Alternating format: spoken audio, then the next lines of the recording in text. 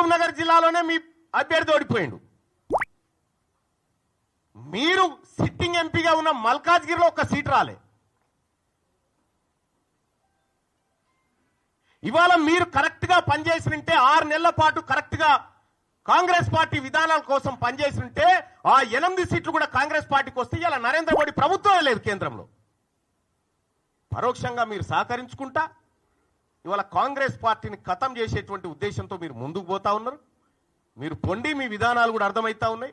నిన్నగాక మొన్న Congress party MLC అభ్యర్థి నరేందర్ రెడ్డి గారు ఆయన ఎన్నికల ప్రచారానికి పోయి ఈయన గెలిచినా గెలవకపోయినా ఒకటే అని చెప్పి, ఈయన గెలిచినా గెలవకపోయినా ఒకటే అని చెప్పే, మరి నరేంద్ర మోడీ గారు బొమ్మ పెట్టుకున్నటువంటి బీజేపీ అభ్యర్థి ఆడ గెలుస్తా ఉన్నాడు. ఇంకో టీచర్ ఎమ్మెల్సీ ఎన్నికల్లో భారతీయ జనతా పార్టీ ఒక బీసీ బిడ్డకు టికెట్ ఇచ్చి ఫస్ట్ ప్రియారిటీలో టీచర్ ఎమ్మెల్సీ గెలిచి ఆ ఇంపాక్ట్ తోటి పట్టభద్రుల ఎమ్మెల్సీ ఎన్నికలు కూడా గెలుస్తా ఉంది.